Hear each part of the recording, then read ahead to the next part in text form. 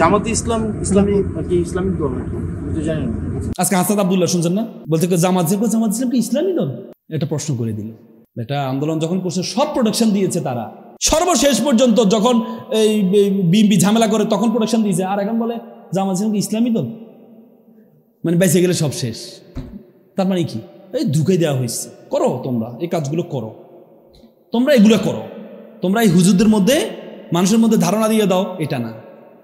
মানুষের মধ্যে তোমরা আমাদের ভারতীয় মহাদেশের সেরা মঙ্গল সম্রাট ছিল জাহাঙ্গীর, সম্রাট জাহাঙ্গীর কাছে একজন হিন্দু মহিলা আসলেন, সম্রাট আমার ছেলে আপনার সেনাবাহিনীতে যোগদান করেছে, কিন্তু প্রতিদিন রাত্রে একটা ছেলে এসে আমার ছেলের বউকে কি করে? দর্শন করে, আপনি এটার বিচার করবেন।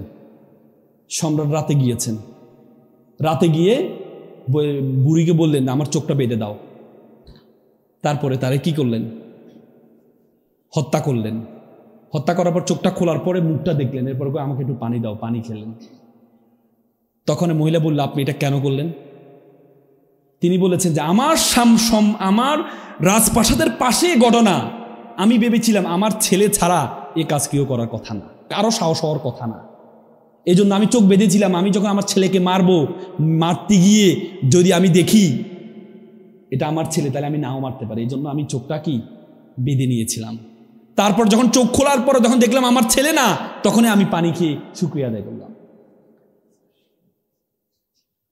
তখন বলছে তোমরা একটা হিন্দু, আমার রাষ্ট্রে তোমরা সবচেয়ে বেশি নিরাপত্তা বোধ করবা। এই জন্য ভারতীয় উপমহাদেশ 700-800 বছর মঙ্গোলরা শাসন করেছেন, কয়জন হিন্দু থেকে জোর করে মুসলমান বানাইছেন। আর আমরা আজকে হিন্দুদেরকে নিয়ে একটা কথা বললে বলে যাও মা এই তো শেষ, ইসলাম থেকে খারিজ হয়ে গেছে। আল্লাহ রাসূলের একজন খেদমতকারী ছিলেন ইহুদি, বাচ্চারা যখন অসুস্থ হয়ে মারা যাচ্ছিলেন আল্লাহ রাসূল গিয়েছেন তাকে দেখতে, তখন আল্লাহ রাসূল তাকে অনুরোধ করলেন যে বাবা তুমি পারলে ইসলামটা গ্রহণ করে নাও। শেষ সময় তখন ছেলেটা বাবার দিকে তাকাইলো, বাবা বলছে মোহাম্মদ যেটা আছে সেটা করো। পরে ইসলাম গ্রহণ করেছেন, মারা গিয়েছেন। তার মানে আল্লাহ রাসূল তো জোর করেন নাই। আজকে যদি কোনো আলেম যদি একজন ইহুদি বা কাউকে এভাবে রাখে, আপনি কি বলবেন? হয়তো ইসলাম থেকে খারিজ হয়ে গেছে, কাফের হয়ে গেছে, মানে একটা শব্দ মুখ থেকে বের করলে কাফের বানা দিচ্ছি। তাহলে মনে রাখতে হবে আরেকজন হাসিনা আমাদের জন্য আসবে। আজকে যদি কোনো মুসলমানকে বলে তোমাকে আমেরিকার ভিসা দেওয়া হবে, নাগরিকত্ব দেওয়া হবে, মুসলমান তো ছেড়ে দিবে। এটাই তো হচ্ছে রোহিঙ্গার এখানে, যে তোমাকে নাগরিকত্ব কি দেওয়া হবে? আমেরিকার নাগরিকত্ব দেওয়া হবে। তার মানে আমরা যে ওয়েস্টের প্রতি এত ভালোবাসা আসক্ত, আর এটা কাবাগার পর্যন্ত নাই, চলে গেছে আমেরিকায়, ইউরোপ, বুঝেন নাই? আর তারা আসছে ইস্টের দিকে। তারা দেখলো যে এখানে রাইজিং পাওয়ার হচ্ছে চায়নাকে ঠেকাইতে হলে আগে দেখেন, আগের ইকোনমিটা ছিল কি ইকোনমি জানেন? Green economy. আর এখন ইকোনমিটা হচ্ছে ব্লু ইকোনমি, সুনীল অর্থনীতি, সমুদ্র কেন্দ্রিক অর্থনীতি। আগে দেখেন বিভিন্ন খনিজ পদার্থ মিডল ইস্টে পাওয়া যেত, আর এখন বলে সব সমুদ্রে পাওয়া যায়। এখন সব কি সমুদ্রে পাওয়া যায়। Indo Pacific region, Indian ocean, Pacific ocean, এর মাঝামাঝি একটা রাষ্ট্র আছে, একটা সাগর আছে, উপসাগর আছে, নামটা কি জানেন? বঙ্গোপসাগর। ইন্ডিয়ান ওশান, প্যাসিফিক ওশান, এর মাঝামাঝি একটা সাগর আছে, বঙ্গোপসাগর। এই বঙ্গোপসাগরের নিয়ন্ত্রণ যার হাতে থাকবে, সে পরবর্তীতে পৃথিবীর কি হবে? সুপার পাওয়ার হবে। আমেরিকা কি চিন্তা করলো? এই অঞ্চলে তো কোনো খ্রিস্টান রাষ্ট্র নেই, আছে? এই অঞ্চলে কোনো খ্রিস্টান রাষ্ট্র আছে? সাউথে এই দক্ষিণ পূর্ব এশিয়া কোনো খ্রিস্টান রাষ্ট্র আছে? হ্যাঁ, দক্ষিণ এশিয়ায় আছে, এশিয়া 6টা রাষ্ট্র আছে। ফিলিপিন খ্রিস্টান রাষ্ট্র, আমাদের আসিয়ানের ভুক্ত। তারপর রাশিয়াকে যদিও এটা ইউরো এশিয়া বলা হয়, জর্জিয়া, আর্মেনিয়া, এগুলো খ্রিস্টান রাষ্ট্র। কিন্তু তারা ইন্দোনেশিয়া, পৃথিবীর জনসংখ্যার দিক থেকে সবচেয়ে বড় রাষ্ট্র, মুসলিম রাষ্ট্র ইন্দোনেশিয়া, 17,000 দ্বীপ নিয়ে যে রাষ্ট্রটি গঠিত, আমি গিয়েছিলাম যেখানে, সে রাষ্ট্রটায় তারা একটা পূর্ব তিমুর একটা রাষ্ট্রকে খ্রিস্টান রাষ্ট্র বানায় ফেলছেন। কারণ মুসলিম বড় রাষ্ট্র, এখানে তাদের খ্রিস্টান ঘাঁটি লাগবে, বানায় ফেলছে। তাদের আরেকটা চক্রান্ত শুরু হয়েছে, ইন্ডো প্যাসিফিক রিজিয়নের মাঝ বরাবর পার্বত্য চট্টগ্রাম, রাখাইন এই অঞ্চলটাকে নিয়ে একটা খ্রিস্টান রাষ্ট্র বানাবে। কি রাষ্ট্র বানাবে? খ্রিস্টান রাষ্ট্র বানাবে। এই খ্রিস্টান রাষ্ট্র বানাইলে দুই কাজ। এক কাজ হচ্ছে তাদের ধর্মীয় দিক থেকে একটা কাজ হলো, তারা কিন্তু আমেরিকা কিন্তু কোনো জায়গায় এক চিন্তায় যায় না, ডাবল চিন্তা যায়। তাদের অর্থনৈতিক সুবিধা হইতে হবে, তার ধর্মীয় সুবিধা হইতে হবে। বলে যে এরা হচ্ছে ধর্মনিরপেক্ষ রাষ্ট্র। কে বলেছে? আমেরিকার প্রেসিডেন্ট যখন শপথ গ্রহণ করে বাইবেলের উপরে হাত রেখে শপথ গ্রহণ করে, আর আপনি বলেন ধর্মনিরপেক্ষ। ভারতের রাষ্ট্র ধর্মনিরপেক্ষ রাষ্ট্র? মোদি ধর্মনিরপেক্ষ? হ্যাঁ, ধর্মনিরপেক্ষ? এটার মধ্যে ভণ্ডামি আর কিছু আছে? কয়টা বলে ধর্মনিরপেক্ষ? পুরা জিনিস চলে হচ্ছে এই ধর্মের উপরে। কয়টা ধর্মনিরপেক্ষ রাষ্ট্র? আমাদেরকে ধর্মনিরপেক্ষ শিখায়। তাদের প্রত্যেকটা চিন্তা থাকে এটা। তখন তারা চিন্তা করলো রাখাইন অঞ্চলে, দেখেন রাখাইন অঞ্চলে তারা কি করলো। রাখাইন অঞ্চলে মায়ানমারের যে গভর্নমেন্ট, এই গভর্নমেন্টটাকে কার নিয়ন্ত্রণে চলে? চীনের নিয়ন্ত্রণে চলে মায়ানমারের গভর্নমেন্টটা, যেটাকে জান্তা বাহিনী বলে। এরা চলে কোথায়? চীনের। কিন্তু রাখাইনের যে আর্মি, রাখাইন আর্মি, এটা চলে হচ্ছে আমেরিকার নির্দেশে। এই জন্য দেখেন আমাদের রোহিঙ্গারা ফেরত পাঠাতে পারছি না কেন? চায়না দিচ্ছে না। কারণ চায়না একটা 5 লেন তৈরি করেছে, 2700 কিলোমিটার দূরে একটা 5 লেন তৈরি করেছে রাখাইনে। চায়না জানে আমেরিকা অনেকদিন ধরে পার্বত্য চট্টগ্রাম সহ এখানে একটা রাষ্ট্র বানাতে যাচ্ছে, এটা চীনের জন্য থ্রেট। এই জন্য তারা রাখাইনদেরকে, মুসলমানদেরকে পাঠিয়ে দিল, কারণ মুসলমানদেরকে টাকা পয়সা দিয়ে এদেরকে খ্রিস্টান বানানো যাবে। এই জন্য ঢুকতে দিচ্ছে না। এই জন্য মুসলিম রোহিঙ্গাদেরকে কি করতে দিচ্ছে না? কোথায় ঢুকতে দিচ্ছে না? আরাকানে ঢুকতে দিচ্ছে না। আর এই দিদি আমেরিকা কি করলো? আমাদের বাংলাদেশকে প্রস্তাব দিছে যে আমি একটা কি জাতিসংঘ একটা মানবিক করিডোর চাই, নাকি দিয়েছে কিনা? মানে কি আমাদেরকে অবাধ রাখাইনে ঢুকার সুযোগ করে দাও বাংলাদেশ। চীনে কি বসে থাকবে? চীন বসে থাকবে? চীন তখন বাংলাদেশের প্রস্তাব দিল যে তোমাদেরকে আমি 3টা হসপিটাল দিব। কয়টা? এত বড় হসপিটাল, একটা শহরের সমান হসপিটাল। তার মানে কি আমার এই হসপিটাল তৈরি করতে আমার 10,000 চাইনিজ লোক আসবে। কত? 10,000। তার মানে এই যে তারা এই 3টা হসপিটাল কোথায় কোথায় দিতে চায় জানেন? একটা হচ্ছে নীলফামারীতে, ওই চিকেন নেকের পাশে, ইন্ডিয়াকে ঠেকাবে। একটা হচ্ছে চট্টগ্রামে, আর একটা হচ্ছে ফেনীতে, বর্ডারে। বুঝেন? দেখেন তারাও আপনাকে মানবিক সহযোগিতা করছে কি চিন্তায়?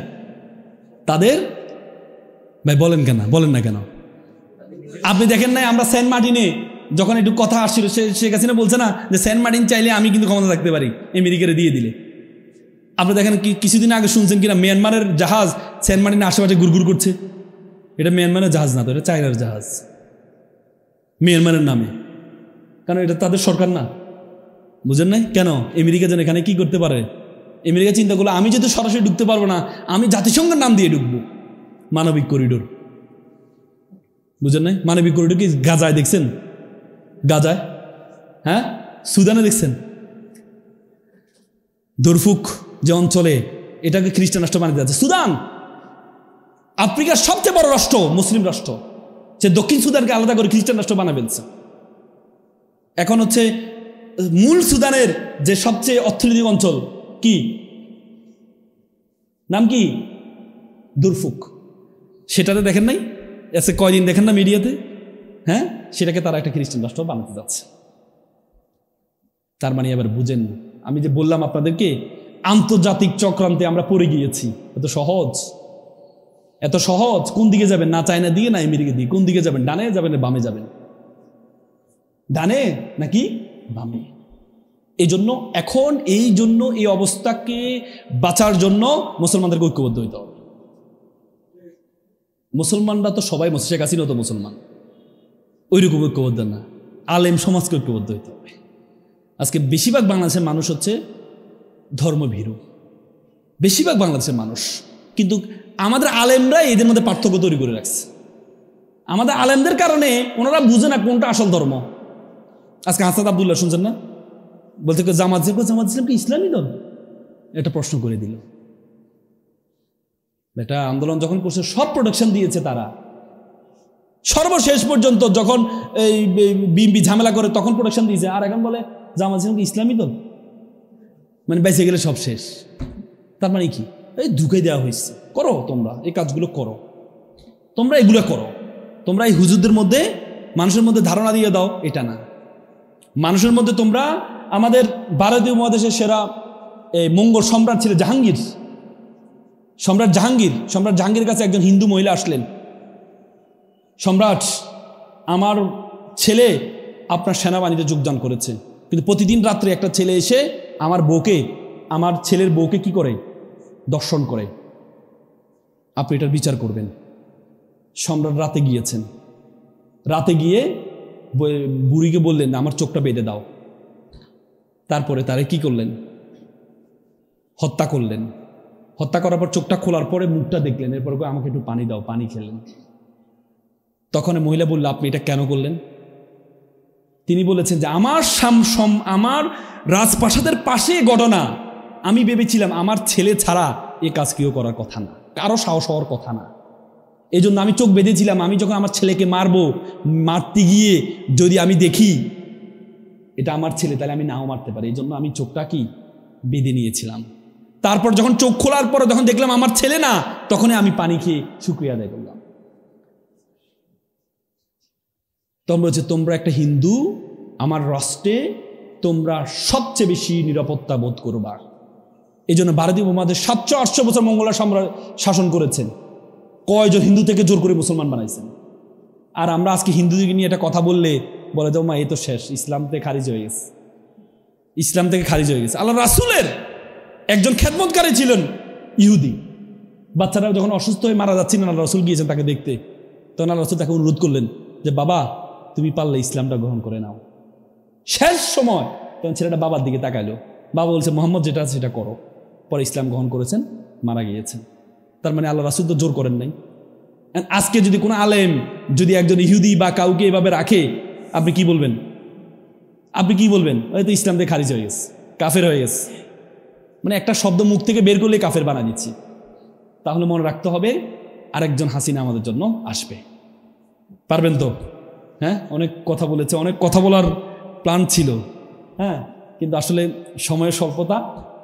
আপনাদের সভাপতি কথা বলবেন, হ্যাঁ, আমার অনেক প্ল্যান ছিল, অনেক কথা বলবো আপনাদের সাথে, হ্যাঁ, কিন্তু সেটা আর বললাম না। আরেকদিন ইনশাল্লাহ আপনাদের সাথে দেখা হলে আরও কথা বলবো ইনশাল্লাহ। সকালে ভালো থাকবেন, সুস্থ থাকবেন। আসসালামু আলাইকুম।